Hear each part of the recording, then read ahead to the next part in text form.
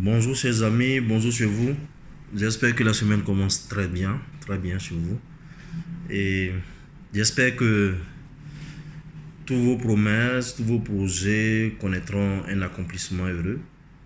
J'espère aussi que tous nos amis TEFA verront tous leurs projets réalisés durant cette semaine.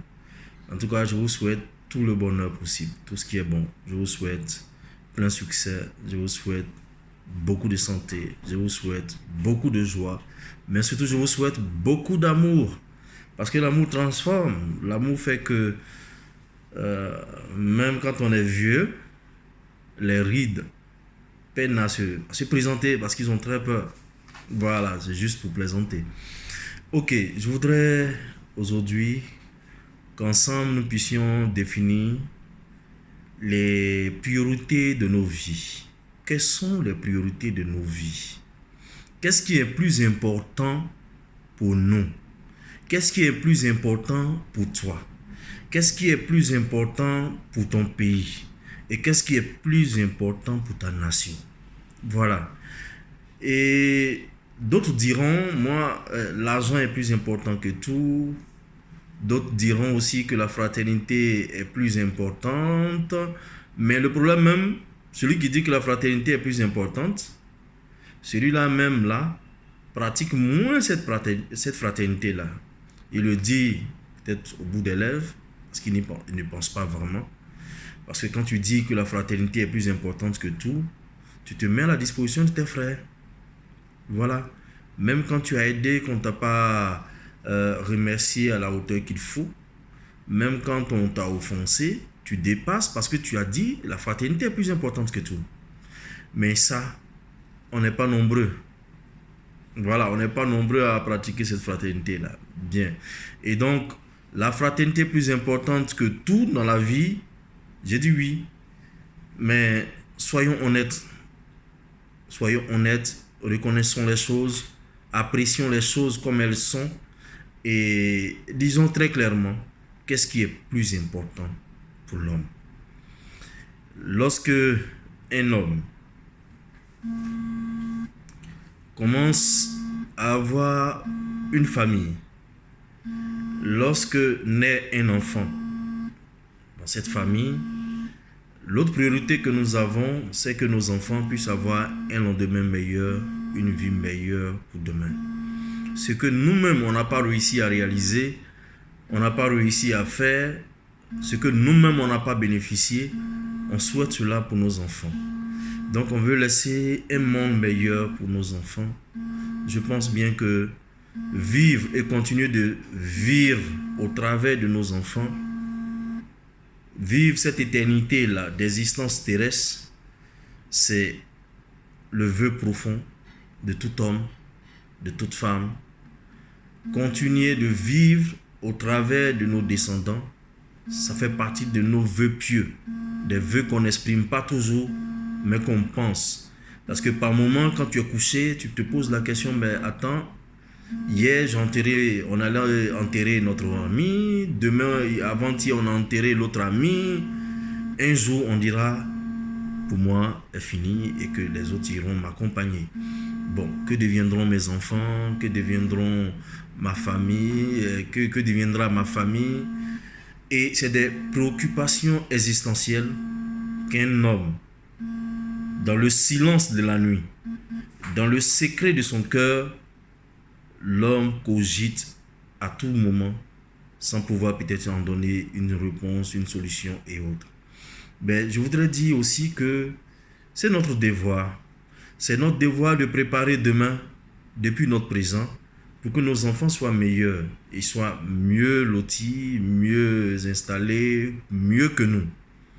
Et dans le cadre d'une nation, c'est ce vœu pieux-là que chacun de nous a, de voir l'avenir meilleur pour ses descendants, ce vœu pieux-là que nous mettons ensemble pour chercher à être co-auteurs dans la paix ou bien le développement qu'on souhaite pour sa nation. Voilà, donc, Ivoirien, je sais, et tu le sais, qu'aujourd'hui le plus important, c'est que demain continue d'exister et que demain, nos enfants soient plus à l'aise. Je pense que c'est ce qui est le plus important. Je pense aussi que ce qui est plus important, c'est que demain, notre nation devienne une nation d'égalité, une nation de prospérité, une nation où l'enfant, avec son talent, peut espérer obtenir une place meilleure. Donc une nation d'égalité, de prospérité, une nation où nous allons vivre un rêve nouveau. Ce rêve-là, qu'on va appeler le rêve ivoirien, où tu peux quitter de zéro et puis atteindre le sommet. Ce rêve où tu peux bâtir un avenir de façon sûre et durable. Ce rêve où chacun de nous aura son pain. Le rêve où le producteur, quand il plante son cacao, il sait à combien il va vendre parce que c'est lui qui fixe le prix de la vente. Ce rêve où celui qui plante l'anacarde n'a plus de souci de prix parce que l'usine est là, il ira vendre et puis l'usine le connaît, il connaît l'usine, il est même actionnaire dans cette usine. Et donc, même si l'anacarde disparaît aujourd'hui, le planteur qui est là, qui est actionnaire dans cette usine, voit son avenir être pérennisé, il voit son avenir de façon durable. Ce rêve-là, je sais que dans le silence de vos cœurs, dans le silence de notre cœur, dans le silence de la nuit, lorsque le jour tombe et que les bruits cessent et que l'amitié, sinon les amis avec qui on fait la Java, ont fini de nous quitter et qu'on se retrouve seul, je sais que chacun de nous pense à cet avenir-là. Chacun de nous pense à cette vie-là. Alors, frère, nous avons monté le TEFA, justement pour que nous puissions réfléchir pour demain, nous puissions nous préparer pour demain, mais surtout nous puissions dresser le lit d'un développement durable pour nous, pour nos progénitures et pour notre nation. Alors, moi, je vous invite à nous rejoindre au niveau du TEFA et réfléchissons pour demain. Et quand on veut réfléchir pour demain, il n'y a plus de clivage politique. Voilà, que celui qui est en face de moi soit tant, bon, on s'en fout.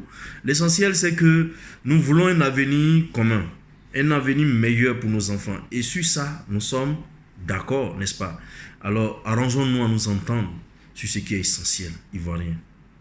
Sinon, quand vous regardez l'avenir actuellement, c'est inquiétant. Nous allons continuer pour combien de temps encore de nous diviser en clivage politique? Nous allons continuer pour combien de temps encore à être dans le camp des braves, à être dans le cas des génies politiques ou des sorciers politiques? Nous allons continuer pour combien de temps encore à nous entre-déchirer, à continuer d'être toujours pauvres, idiots, misérables, à continuer de voler, à continuer de corrompre, à continuer de dire aujourd'hui mon clan est au pouvoir donc j'en bénéficie et je m'en fous des autres, à continuer d'imposer la force comme seule voie pour s'enrichir ou bien pour s'en sortir, à continuer de faire ce que j'ai appelé l'entrepreneur politique parce que mon parti est au pouvoir donc je me permets tout, je suis entrepreneur, j'ai une entreprise, je suis tout et je prends l'argent de partout. Nous allons continuer ça pendant combien de temps? En tout cas, au niveau du TEFA, j'invite les uns et les autres à marquer ce temps-là, ce temps de la réflexion profonde, la réflexion sérieuse de notre avenir et celui de nos progénitures. Si tu as compris ça, tu peux nous rejoindre au TEFA. Je pense que si on pouvait mieux se comprendre, le politique ne jouerait pas de notre sort. Il ne s'amuserait pas avec notre destin et nous aurons le contrôle de notre avenir. Merci et bonne semaine à tous. Et préparez-vous pour une autre vidéo. Merci.